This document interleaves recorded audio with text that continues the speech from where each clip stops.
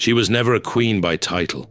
She never wore a crown. She never sat on a throne, but she ran everything: the home, the emotions, the peace. She was the one everyone called when things fell apart. She was the one who stayed up late, held it together, and made sure no one else had to feel the weight of what she carried alone. She was the queen, and she cared so deeply, for so long, that nobody ever stopped to ask if she was okay. Then one day, something changed. She stopped. Not slowly, not with drama. She simply stopped caring. And that is where this story begins. Carl Jung spent decades studying the human mind. He worked with patients who seemed fine on the outside, but were quietly breaking apart on the inside. And in that work, he identified something that most people completely miss. He noticed that the kindest, most giving people have a breaking point. Not a loud one, not one full of screaming or anger. It is a quiet, terrifying shift. A moment when the person who gave everything suddenly has nothing left to give, and more importantly, no desire to try anymore. This is not a story about a bitter woman. This is not a story about someone becoming cold or cruel. This is a story about something far more profound. This is the story of what happens when a woman wakes up inside the cage she built with her own 2 hands. This is the story of what Jung called the moment of transformation. And if you have ever felt invisible despite doing everything for everyone, you already know exactly what we are talking about. So let us begin. Let us look at who the queen really is, why she built the cage, and what it means when she finally stops caring. The queen is not a rare personality. She is everywhere. She is the mother who quietly handles every birthday, every appointment, every emotional crisis in the family without anyone noticing. She is the partner who holds the relationship together while her own needs go unspoken. She is the friend who shows up for everyone, but whose phone never rings when she is struggling. She is the woman at work who absorbs the tension in the room so others feel comfortable. She is the one who says, "I am fine," when she is anything but fine, because admitting otherwise would feel like failing a job she never applied for. Jung had a concept for this. He called it the persona. The persona is the mask we wear in public. It is the version of ourselves we show to the world so we can function in it. And here is something important. Jung did not think the persona was inherently bad. He thought it was necessary. Every person needs a social face. A teacher needs to project authority. A doctor needs to project calm. A mother needs sometimes to project strength she does not fully feel. The persona is a tool. It helps us navigate the world. The danger is never the mask itself. The danger is when you forget you are wearing one. For the queen, the persona is the caretaker, the giver, the strong one. She built this mask carefully and wore it well. And over time, something dangerous happened. She stopped seeing it as a role she played and started treating it as the whole truth of who she was. She began to believe that giving was simply her nature, that her needs did not matter, that her silence was strength, that her sacrifice was love. The persona had swallowed her whole, and she had not even noticed it happening. But Jung was very clear about something. When you suppress your own needs long enough, they do not disappear. They go underground. They sink into what Jung called the shadow. The shadow is the totality of everything the conscious mind rejects. Every feeling that feels too dangerous, too unacceptable, too ugly to admit. For the queen, the most significant shadow contents are not simply exhaustion or sadness. Those are the softer feelings, the ones she could almost justify. The real shadow material is harder. It is rage, it is resentment. The cold, specific anger of a woman who has given everything and watched people take it without a second thought. It is the part of her that wants to say, "I am not your emotional servant. I am done." She kept all of that locked away because feeling rage toward the people she loved felt monstrous. So she buried it, called her suppression patience, called her numbness grace. But the shadow does not care what you call it. It simply waits. So she kept going. She kept carrying. She kept performing the role of the perfect caretaker. And the kingdom around her, her family, her relationships, her workplace, got very comfortable with that arrangement. They stopped asking. They stopped noticing. They took for granted the invisible labor that kept everything running. Because when something always works, you stop thinking about why. Jung noted something deeply important about this pattern. The woman doing all of this is not weak. She is extraordinarily capable, and her very capability is what makes the trap so difficult to escape.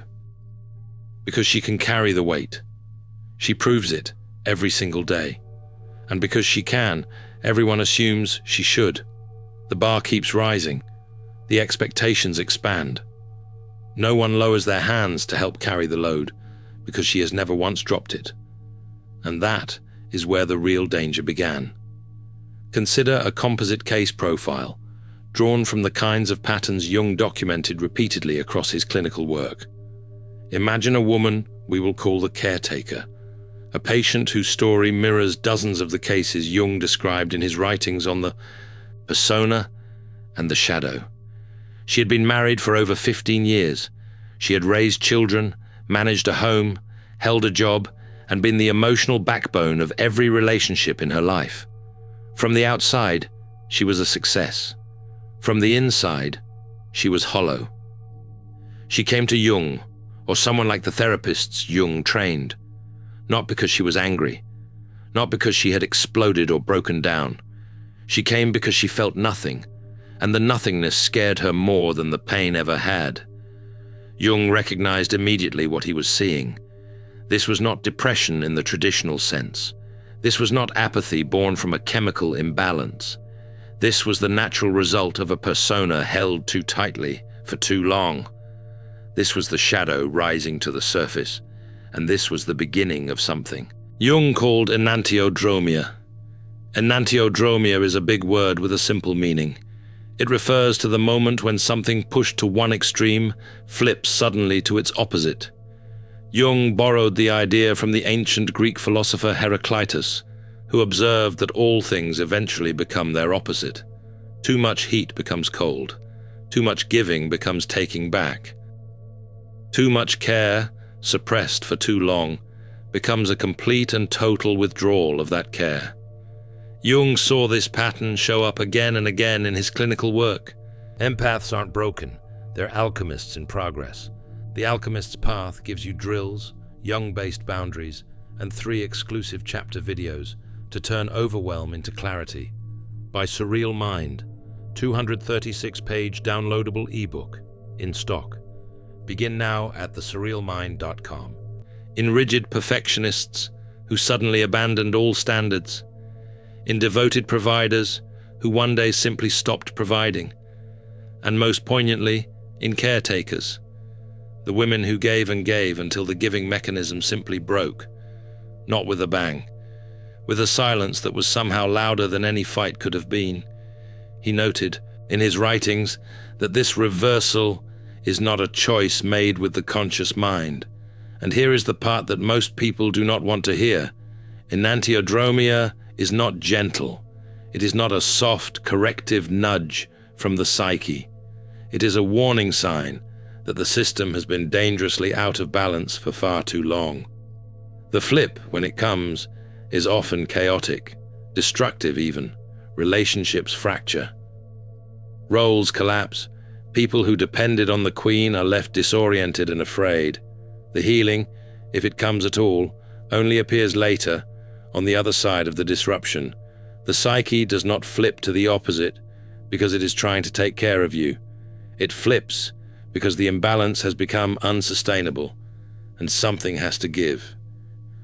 The Queen's sudden indifference is not a gift. It is a crisis that contains, buried inside it, the possibility of a new beginning. But that possibility is not guaranteed.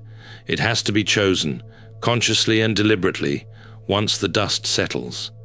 This is the Queen stopping, not because she chose cruelty, not because she stopped loving people, but because her whole system, her mind, her body, her soul, simply reached the limit of what it could sustain. The giving flipped, the warmth inverted. And what was left was a strange, quiet stillness that nobody around her recognized or knew how to handle. And that is when the chaos began, not inside her, around her. When the queen stops caring, the kingdom panics. The people who had relied on her invisible labor for years suddenly find the floor has disappeared beneath their feet. The children do not know who to call for answers. The partner cannot understand why she stopped trying to fix things. The co-workers are baffled by her silence at the meeting where she used to hold everything together. The friends who always leaned on her feel confused, even hurt, that she is no longer showing up in the same way. Here is what is important to understand. Their panic is real. But it is not about her. It is about the sudden absence of a resource they never fully valued. The queen was the infrastructure of the kingdom, and like any infrastructure, nobody appreciated it until it was gone. And here is the part that makes this shift so difficult to explain to the people living through it. The queen does not feel triumphant when the chaos erupts. What she feels, more than anything, is a strange and hollow grief. A grief for all the years she spent building a life that was not quite hers. That grief is real, it is important. And Jung would say it is the necessary price of waking up. You cannot step into the whole self without first mourning the false one. This is not a story about revenge. She is not punishing anyone. She is simply no longer able to perform a role that was draining her alive. And in that refusal, she is doing something more powerful than anything anger could accomplish. She is holding up a mirror, and what that mirror reflects is not a pleasant image. The people around her are forced for the first time to see how much they had been taking, to see that the kingdom was never truly built on their strength. It was built on hers. But here is the danger that Jung was very careful to point out. Stopping is not enough on its own. The moment of Enantiodromia, the flip from total giving to total withdrawal, is not the destination. It is the doorway. And there is a real risk of getting stuck in the doorway. Some women, when they reach this point, fall into a different kind of trap. They stop caring for others, but they also stop caring for themselves. The indifference that came to protect them turns inward and becomes numbness. The silence that felt like peace becomes isolation. The boundary they finally drew becomes a wall that keeps everything and everyone out, including the things and people that are actually good for them. They trade one prison for another. Consider a second narrative pattern that appears consistently in the psychological literature on caretaker burnout. Think of a composite profile we can call the withdrawn queen. She reached her breaking point. She stepped back from all the giving. She stopped answering every call, stopped attending every crisis, and for a while that felt like power. But without any conscious rebuilding, the withdrawal slowly became a new kind of cage. A cage made of distance instead of duty.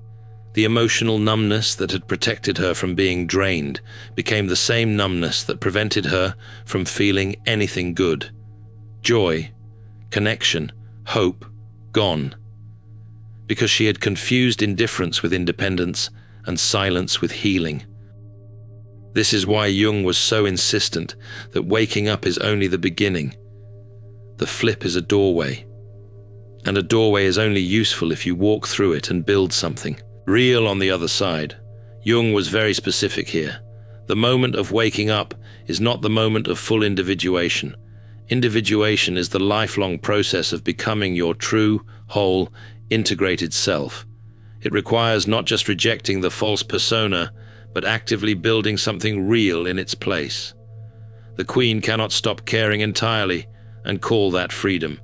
She has to learn to care consciously, selectively, on her own terms. That distinction is everything.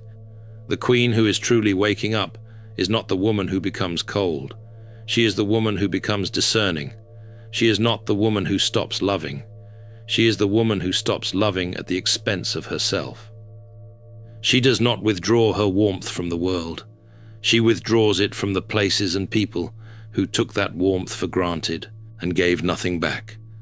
This is what Jung called the integrated self, not a self that has split in two, cutting off the caring and keeping only the hard shell, but a self that has become whole, a self where the warmth and the wisdom exist together, a self where the Queen's enormous capacity for love is matched at last by the Queen's equally powerful ability to protect her own soul. Think about what that actually looks like in practice. The Queen who wakes up starts to notice things she was too busy to notice before. She notices who shows up for her. She notices who only calls when they need something. She notices which relationships are reciprocal and which ones are extractive. And she makes choices based on what she sees, not based on the old, guilt-driven obligation to keep everyone comfortable. She starts saying no, not with anger, not with a lengthy explanation or an apology that she does not owe. Just no. Clean and clear. And in that small word, she reclaims something that was taken from her gradually over many years. She reclaims her time, her energy, her attention, her very identity as a person whose needs are valid and whose limits are real. This terrifies people who are used to the old version of her. And it should, because the old version of her was willing to disappear so others could shine. The new version has no interest in disappearing at all. Now here is the piece that most people miss when they talk about the Queen waking up.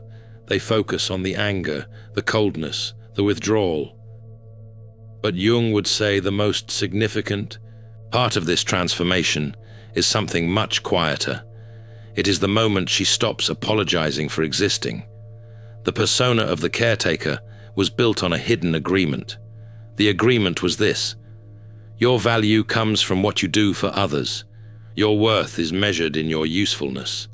The Queen accepted this agreement so completely that she built her entire identity around it.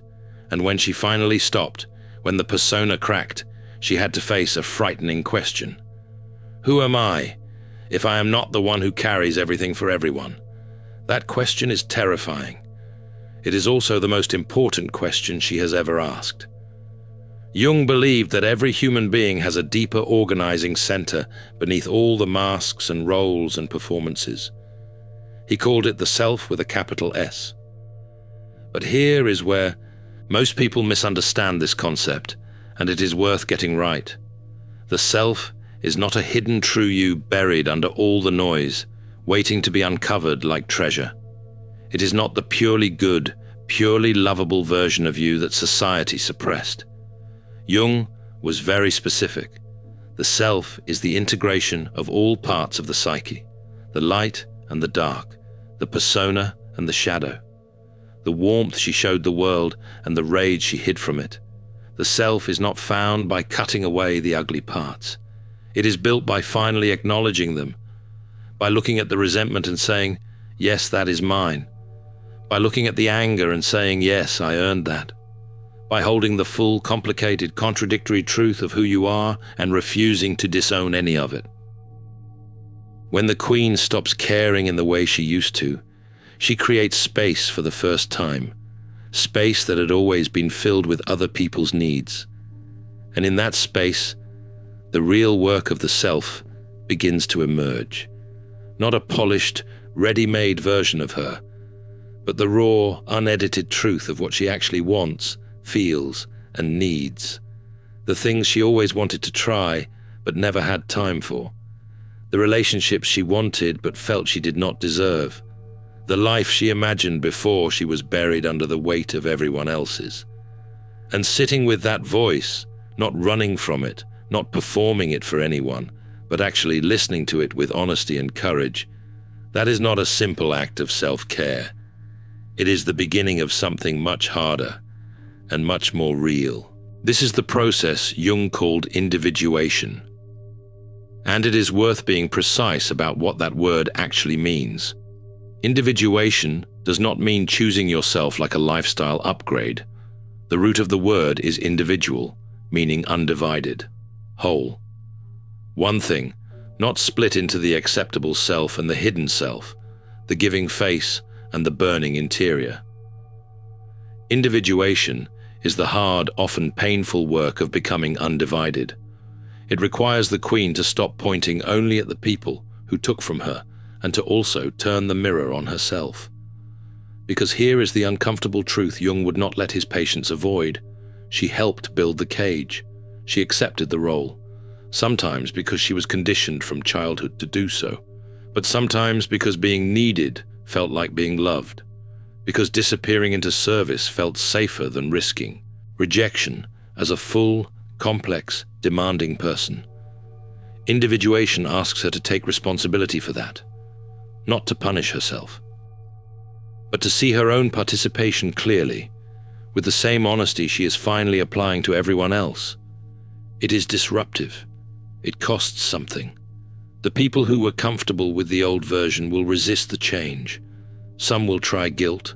Some will try anger.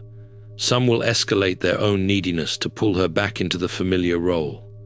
And the queen who is truly waking up will have to face all of that and hold her ground anyway.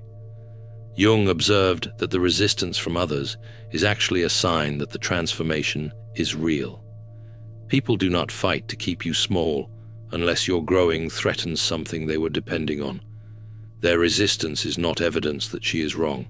It is evidence that she is right on schedule. It is the kingdom rejecting the new queen because the new queen refuses to be a servant. And that rejection, as painful as it is one of the clearest signs that the individuation process is working exactly as it should. Because the throne she built was always a cage, beautiful from the outside, unbearable from the inside, and no one who has truly tasted freedom ever willingly goes back to the cage. Here is what matters most. Here is the thing Jung spent his entire career trying to help people understand. The woman who finally stops performing her exhaustion as strength, who finally stops swallowing her needs in the name of love, who finally draws the line that protects her inner world from being consumed by everyone else's demands. That woman is not failing. She is not giving up. She is not becoming less. She is becoming more whole, more honest, more herself. Her indifference to the chaos around her is not emptiness, it is clarity. For the first time, she can see the people in her life without the distortion of obligation. She can see who loved her and who used her. She can see which parts of her life were genuinely hers and which were given away without her full consent. And armed with that clarity, she does not have to burn anything down. She simply has to choose. Choose what to rebuild. Choose who deserves access to the warmth she has finally reclaimed. Choose the kind of queen she will be from this point forward. Not the one who serves the kingdom at the cost of her own soul, but the one who leads it with her whole self intact. Jung wrote extensively about individuation as a lifelong process, not a single moment of awakening, but a continuous act of taking responsibility for your own wholeness, over and over again, even when it is uncomfortable, even when the people you love do not understand, even when the world around you wants the old, smaller, more convenient version of you back. The queen does not stop caring because she has nothing left to offer. She stops caring in the old way so she can begin caring in a new one that is rooted in genuine choice rather than fear, one that nourishes rather than depletes, one that makes her, for the first time in a very long time, feel alive. That is not coldness. That is the birth of a woman who finally and truly knows her worth. And the moment she knows her worth, truly knows it, not as a concept, but as a lived, embodied truth, the whole dynamic shifts. The cage becomes visible as what it always was. The throne becomes a chair she can choose to sit in or walk away from. The kingdom learns that it has a leader now, not a servant. And the queen learns that her greatest power was never her ability to give endlessly to others. Her greatest power was always her ability to say, with calm and without apology, this far and no further. Jung called this individuation. We might call it waking up. Either way, the result is the same. A woman who carried the world finally puts it down, and in putting it down, she picks herself up, fully, for the first time. And nothing around her will ever be quite the same again, nor should it be. The people around her will have to grow. They will have to develop their own strength and carry their own weight. Some will rise to meet that challenge, some will not. And the Queen, grounded in a way she has never been before, will be able to see the difference. She will choose accordingly, not with bitterness, with the calm clarity that only comes from having survived the collapse of everything you thought you were. That is not the end of her story. That is finally the beginning of it. In The Alchemist's Path, perception training for empaths, you'll turn overwhelm into wisdom with practical drills, Jung-inspired boundaries, and step-by-step perception training. This guide includes 3 exclusive chapter videos to deepen each lesson. Written by Surreal Mind, 236 pages, beautifully designed 8.5 by 11 downloadable ebook, in stock now. Start your training today. Feel deeply while thinking clearly. Get The Alchemist's Path at thesurrealmind.com.